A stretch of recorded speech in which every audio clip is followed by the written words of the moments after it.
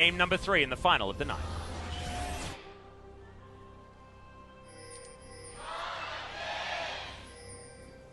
SKT fans desperate for a bounce back for the #1 team from spring. The team that barely scraped in to a missed opportunity. Remember, the MSI final. if Kingzone beat SKT today, on the most recent time they have played every other of the 9 teams in the league, they would have won. And that is so big for an org that went for a rebuild, whose roster on paper, you're like, I don't know about this. Rascal was okay when he subbed in, didn't play a lot. Cuz, I mean, ran the Royal Road and then was a sub for a year behind Peanut. Yep. Neon, remembering Clown Noses and Quickshot and Deficio popping party poppers on Origin, right? It's a bit of a misfit org in terms of this initial lineup, and yet it's really come together quickly. But that was a week with the Neon version, and while Neon had a very good game #1, can he stand up to the test? Because it's enough to say Game 1 against Faker of a best-of-3. It's another thing to say Game 3 of a 1-1 series that could mean so much for contendership for top spot in Korea. And what's happened yet again is that Cuz has been spotted out in his initial clear, the red buff where he started. Good vision available here from SKT.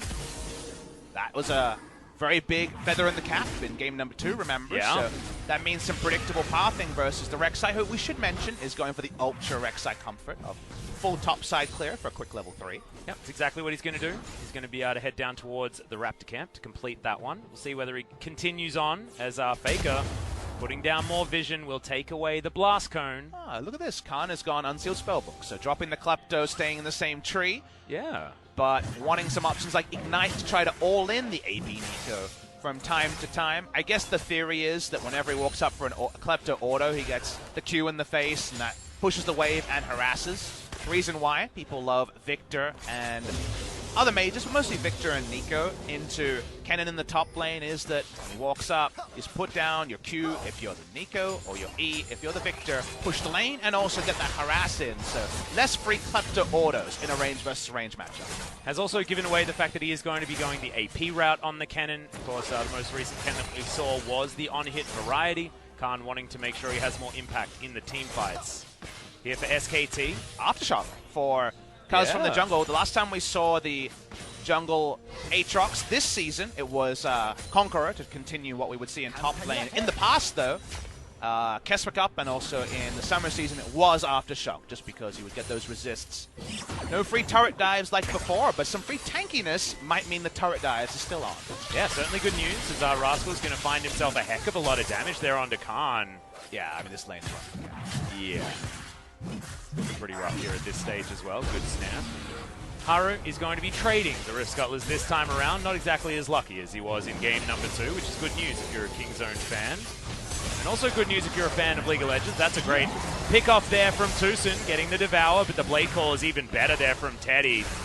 Trade going to be won by SKT pretty handedly. So in a wrestling match where both people do cool moves and they get up and it's even, that's what it felt like in this 2v2. Everyone used their buttons and the health trade was even. So you almost want to clap and say, all right, more of this, more active fighting. And Haru says, as soon as possible, please. I'm ready to get a kill.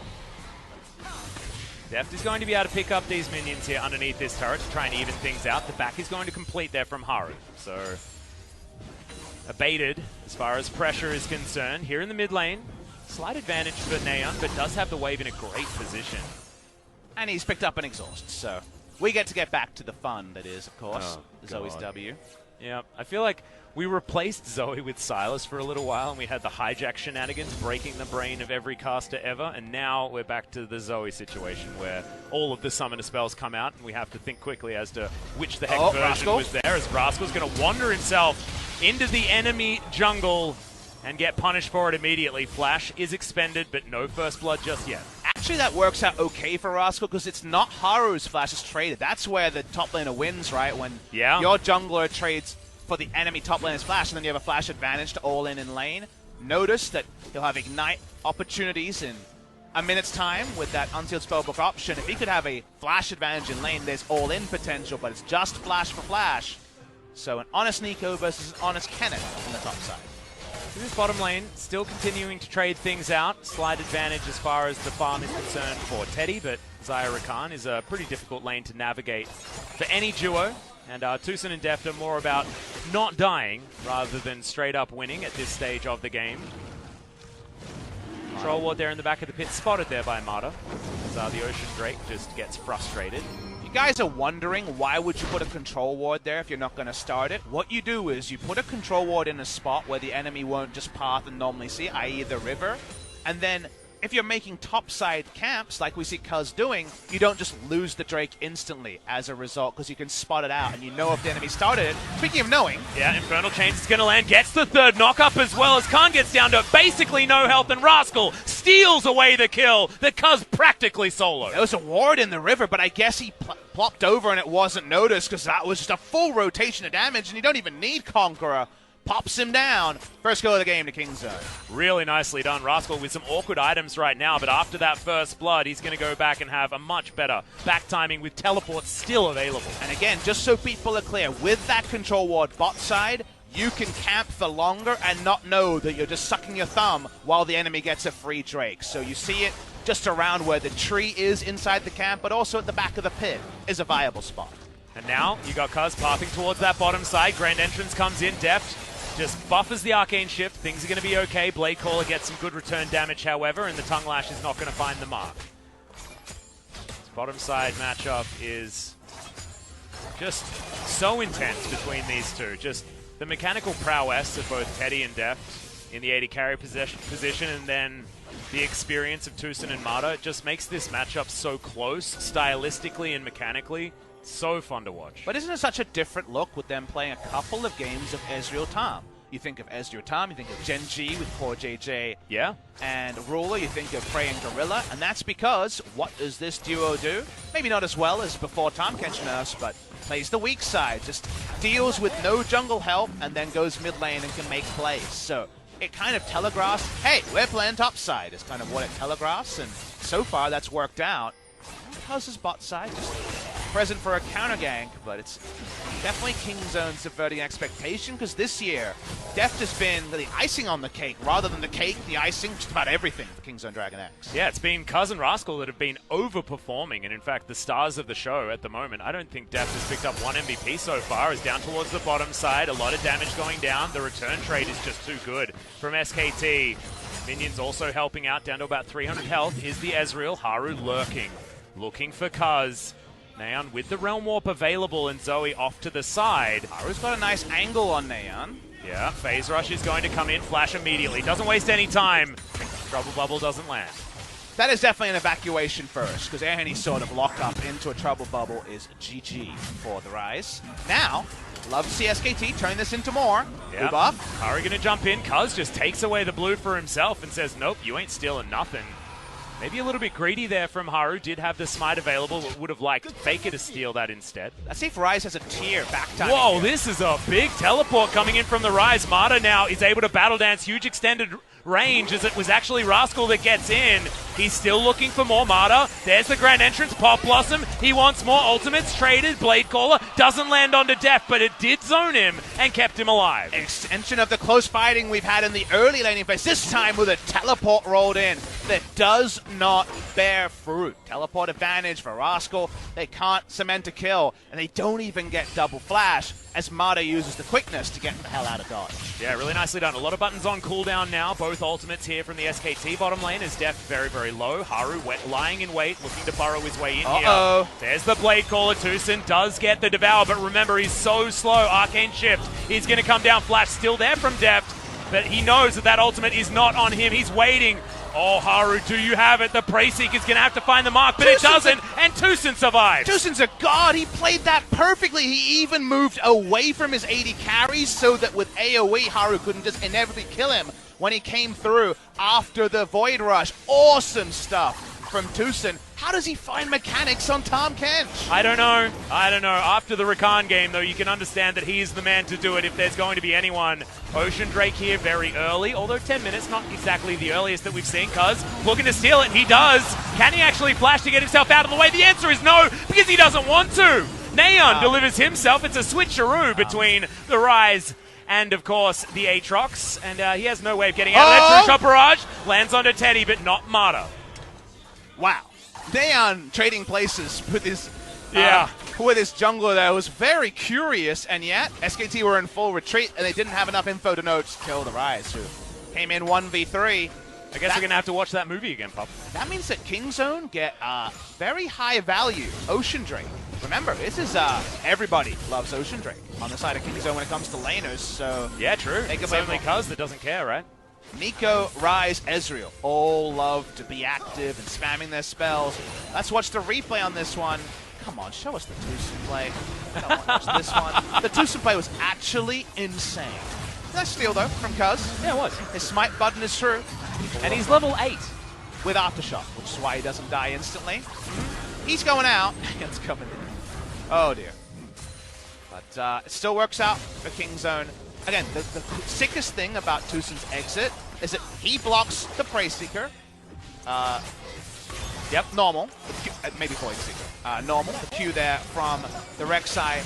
He was going to tank the ultimate, but if he walks the same way towards the turret, he's going to be next to Ezreal. And then it's just going to be changing targets after the Void Rush. He walked away and then knew the thick skin duration enough to not die. Outstanding escape. Just ridiculous. That is the mathematical outplay. Just shows that you can have mechanics on absolutely every champion. And hey, I got an Ocean Drake. Cuz is going for more. And he's level 9 now. Still 2 levels ahead of Haru. Gigantic as far as the CS advantage is concerned. Trouble Bubble has a lot of range, but doesn't find anyone other than Shelly. Health bar is noted here, not being controlled by that control ward. Yeah, no paddle star value there from Faker. Haru still looking for the tunnel. Marta's going to make first roam. Abyssal Voyage available here from Tucson. Teleport to come in from Kingzone. They really want this one. Shelly will be taken there from Cuz. Okay, that's a Trouble Bubble landing onto Deft immediately. The Devour has to be used. Marta takes a lot of damage, but there we go. Khan obliterated. Marta is super squishy. Has to get the heck out of there, and Teddy has nowhere to run. Featherstorm's in, but Cuz just jumps down on top of him. Abyssal Voyage is a special delivery of the kill as the E doesn't land, but Deft should have an Arcane Shift eventually. They're going to have to use more tools. They'll get it. Ezra just jams the Rift Herald trying to get it in early. Neon walking down. Will this be an execute? That should be a pretty cool execute here. Yeah, Marta should be able to get a grand entrance eventually. Will this be one turret shot or two? It actually wants to be one. Doesn't matter. Yeah, and Neon knew what was going to happen there. Rift Herald, though, shoved down in the mid lane. Haru looking for the knock-up. Gets the Chilling Smite. Okay. That's going to be the Void Rush to finish it off. The Trouble Bubble landed point blank after the portal jump. And that's an easy secure there for SKT from the mid lane. Cuz too greedy. That's the Rift Herald gold on the initial charge, but does go down after it. Still, overall, big victory for Kingzone. The reason for it will be clear in the replay. Rascal understood, just actually split away SKT into 2 forces and set up something approaching a front-to-back team fight rather than SKT were trying to split. If you watch the replay here, note they don't want to do damage to put the Rift Herald below 2,000, just they want the backside to open up so they can get a 1 burst onto the Rift Herald. Does not spawn up to 2,000. But watch how Rascal approaches this. He doesn't dive forward. He tries to allow Kingzone to fight as one rather than be split. And that means that Haru and Faker at the top side don't do damage after the initial salvo by Kingzone. Yeah, absolutely no chance to get in there. Divide and conquer. You can see still big smile from Neon. He always has a big smile. As our imported EU talent is working out real well. Is it wrong that it definitely is wrong, just to head this up, but I kind of want them to lose 2-0 in the future just to see the level of Neon smile we see. Well, he's lost before and he was still smiling. So, I don't know. I think that he's just, that's just his face. He is an award-winning loser. Yeah. He is. Which sounds like a slight, but actually he's just really good at being a sports. I mean, you say that, but it is a slight because he did have the longest losing streak of any pro player. But if you can keep your spirits up, that's still good. You could find a silver lining in just the darkest of days, can't you, Atlas? You gotta have a shtick, you know?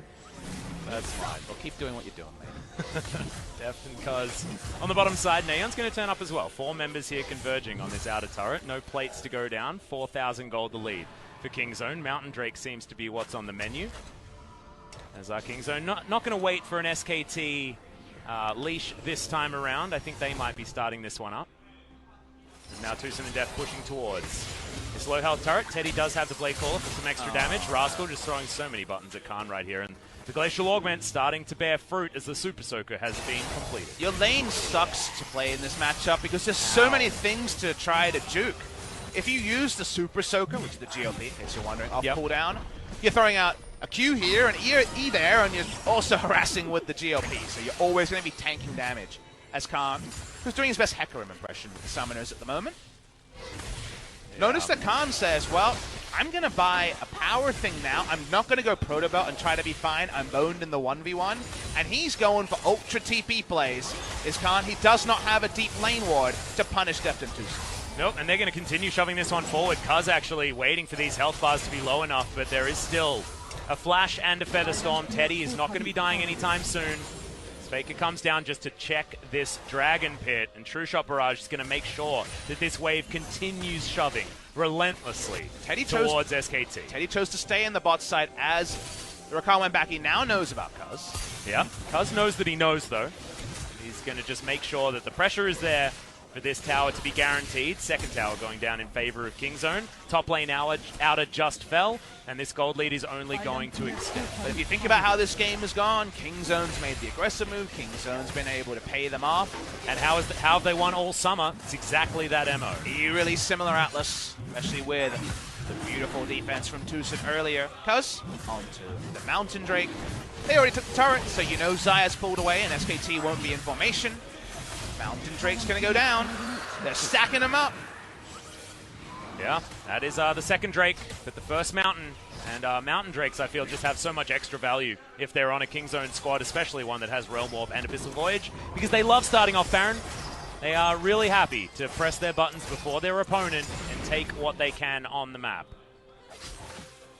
And I feel like this opportunistic play is something that a lot of our LCK teams could learn from. And I think a lot of LCK teams could learn from this Nico game, because I feel like Nico priority is criminally low at the moment. This champion is so strong and competitive because of the flex nature, and there's always a build. It can be press the attack, it can be Glacial Augment, which is really strong right now, and it can be mid, which is already a lot of things it can be, and it wins in one of those ways against most matchups. So I'm a really big fan of it. It has been first pick, first ban status at some points in the LPL this season. So for it to fall through and not be contested at all, I think is just a quirk of drafting that needs to change. That was a really cute Grand Entrance they used from Mata just to make sure that he doesn't get sniped. Trouble Bubble doesn't land onto Tucson as he eats up his grey health. Thick Skin very helpful here when the Zoe is roaming around with a fair bit of damage. Now Luden's Echo completed. And this is the beginning of the mid-game where Zoe is going to shine. SKT will be looking to Faker to control Kingzone to the best of their ability, and it's going to be real difficult as they have fallen behind. Haru looking to start a play, but Neon clears out that minion wave almost effortlessly. They'll be looking to Faker, but they'll actually be leaning on Faker as there's a bit of active trading between Tucson and Def. Reason I say that is everyone else is kind of between items. The moment it's Proto Belt, you know, things need to come in. The Essence Reaver's not enough yet compared to 2-item Ezreal. So the only power lead is in Faker versus Neon in terms of their immediate matchup and just how powerful Sork Shoes plus Luden's is onto the Zoe. So if those bubbles are going wide, around that, lots of wins are available for Kingzone. As one of my favorite cycles, the Clarity was up on Tucson, but sadly, it doesn't stay on the Rift too long. No, it doesn't. He's going to use it there. Just gets his flashback and is making his way back out. Glacial Shroud has been picked up there as well. Wonder whether that is going to be a Zeke's Convergence.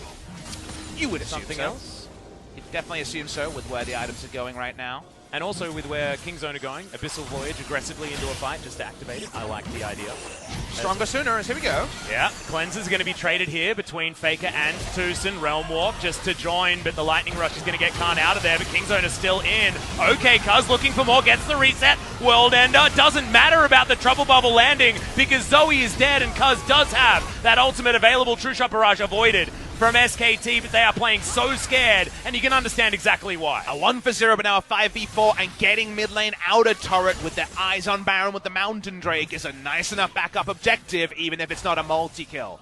They walk up, they get the turret, tried to re-engage, did Khan, but first kill comes through, and you just know that's always golden for the Aatrox. And you saw that it was desperation as well from Khan with that engage. He just couldn't make it out in time. The Lightning Rushes had ended, and they'd just gone the wrong way. Good read from Deft and Tucson and the rest of Kingzone. Abyssal Voyage going to come in one more time, and that is going to secure the inner turret on the bottom side. Kingzone playing as if they have a Baron buff. My favorite thing about how they play is there's never something that's happening out of step about what other people are doing. You see the Ryze walk up and take turret aggro so they can get a trade, and you're like, oh, that's cool, what does it do? But obviously, Tahm Kench's already mid Abyssal Voyage to back it up and guarantee the turret.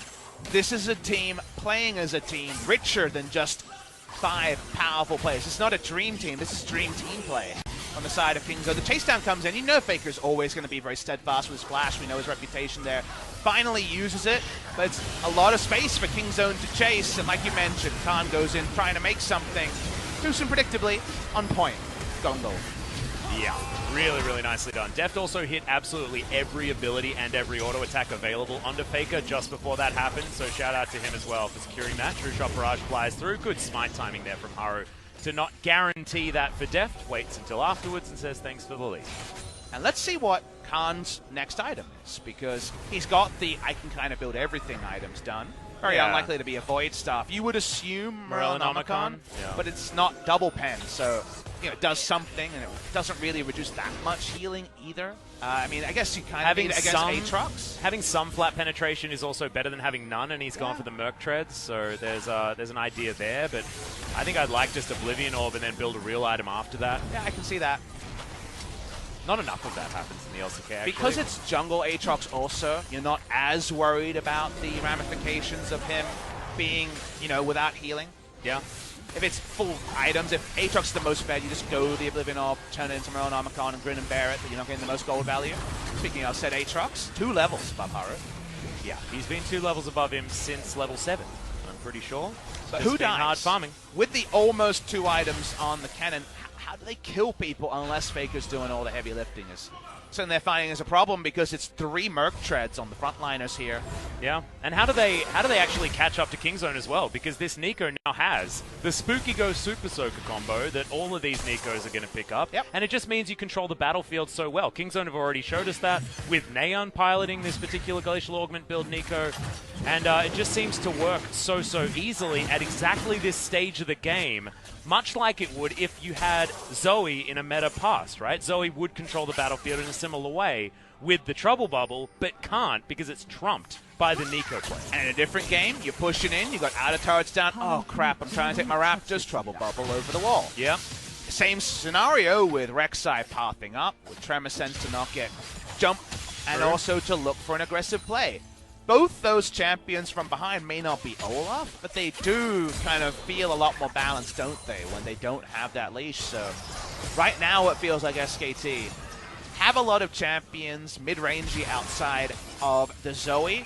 They're struggling to find relevance, and meanwhile Kingzone have, just a lot of open doors for them to potentially walk through, and they've been the best team this season to see an opportunity and take advantage of it. Yeah, and they don't wait a beat either in order to do that. I just want to take a moment to point out Cuz and sort of his evolution as a player, because there have been times past where he's had a rough game like he had in Game 2 and feels a little bit absent, feels like he's not willing to make the plays the game following because it affects his confidence, right? But in this game, Cuz just completely reset and has gone back to his dominating play style that has won them so many games in the past.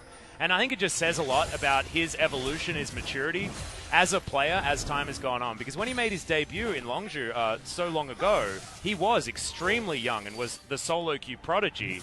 And it feels like now he's finally finding his footing as a professional player rather than that solo queue king. The draft behind it, some favors as well. Remember that 5th pick Kennen, just because they just had so little clarity on what's going on in many areas. The Aatrox ended up being the matchup. You could see him getting counterpicked, getting early killed, and then it falling back to those old patterns Atlas. But out with the old, in with the new. Kingzone, a lot of map control.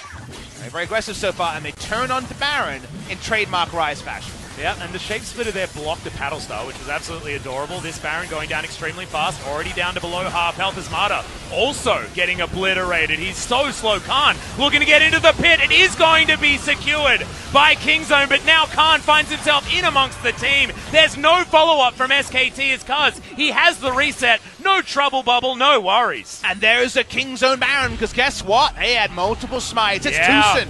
with Unsealed Spellbook. It looks close. The Rek'Sai's in the pit, but Kingzone say, we've done enough. This is the time we pull the trigger. And this was the best teleport you could have hoped for as well, as Khan was trying to make his way in.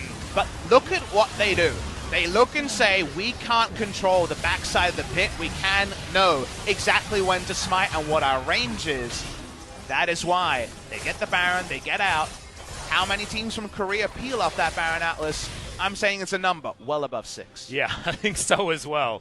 But not Kingzone. Kingzone are a team that says, we've got more smites than them. This is a guaranteed Baron. And look, that can go wrong, right? There's always I a chance. mean, MVP was in the LCK so long ago. How many damn Cho'Gath smite combos went wrong? Oh, God, yeah. And the Callista combos that went wrong. No, we're guaranteed to have this Baron. Nope. But if you did everything right to that point, and that play works way often than not, because you got the communication of, wait, our range is this, yeah, and you don't pull the trigger, you just chose not to go through a win condition, you cultivated for yourself. It may not be 80-20, but Kingzone is that 65-35 team. They do know when to pull the trigger.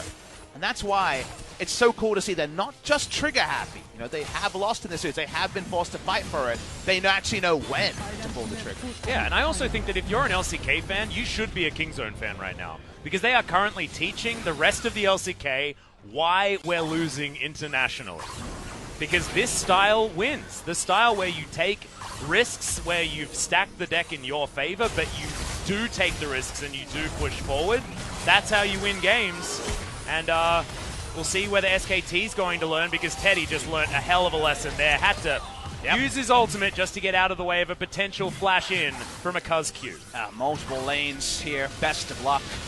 Top side. Oh, no, nope. Come on. Aeon splashes up, so not going to be the all-in available there. Trying to catch Haru unawares. 2 levels up, he snaps back. Yeah, he's going to land it. The Infernal Chains are in there, but Haru is able to keep his distance. And oh my god, the damage onto Teddy, but it was mostly the damage onto the turret as Rascal secures that one. Inner goes down in the mid lane as well. The dominoes are starting to line up and just fall immediately down. It is an 11,000 gold lead approximately here for Kingzone, as Cuz, he's got a G8. He's not even scared of getting hit by a trouble bubble. Yeah, I mean, this is not starting to line. This is Megaphone. Guys, you guys are in real trouble. Right, okay. We're ready for that. The money shot of knocking down the first domino. Is that happening right now? We're teeing that one up in slow motion. I mean, Kingzone's not knocking on heaven's door here. The ecstasy of beating every team in Korea the last time they faced them is right next to them. Unless SKT can pull off some power plays, there's no shockwave here to find them all. It's going to have to be an absolute miracle. I don't think that we're going to have a repeat of the slow and steady demise of SKT in their loss against the Afrika Freaks that took an incredibly long time in game number 2 last time SKT went out onto the Rift. Now it's just Khan getting slowed for days, Rascal controlling SKT, and inhibitor turrets getting evacuated from the Rift. Inhibitors going to follow suit here. First the mid lane. Faker trying to find the bubbles, but they're just not there, Cuz he's not going to get taken down. Neon just feels like he's immortal even though his flash is on cooldown. And Khan is playing scared without his Slicing Maelstrom. They lose all of their structures surrounding their Nexus turrets. And SKT just look like they have no way out of this scenario. Well, they don't got too much base either. 3 inhibitors taken down on that push. That's a Baron push you like to see. Haru looking to try to mop up a kill, but turns out Aatrox is just backing. That's pretty alpha back. That is a real alpha back right there. I want to go back to one of your points, which was, you know, if you're an LCK fan, you should be a Kingzone fan. Now, this is an SKT series, and obviously they are the dominant fan base globally and also in this game. So, you know, they're sitting there kind of annoyed, right? They're peeved. Yeah. What we can say is the silver lining to what is looking like a Kingzone victory for SKT fans is your international competitiveness will be increased having a team like Kingzone in form in your region. Previously, in Korea, there wasn't practice for G2 and IG-esque teams because SKT didn't have to face teams like that. They had to go and play scrims internationally to get practice like that. Now we just have Kingzone, and teams in Korea can learn a thing or two from Kingzone. Yeah, that's exactly what I meant. Just making sure that you have the competition, have someone showing you how the game should be played, because that just wasn't there. In the spring season, it was the slow and steady teamfight style of SKT that rung true towards the end, and now Kingzone, fast and loose, taking it to them here on the Rift. We'll see whether SKT can now adapt as we move ever forward in summer, but now Nexus turrets are under fire. SKT will need to start a fight. Faker had to use his flash earlier on, and Teddy has to use his Feather Storm. He flashes as well. Blade Caller is decent because He's still got his GA. He's still got his Blade Caller. Pop Blossom. He's going to land, and Khan almost murdered before he can get anything done. Deft in the backline is so safe.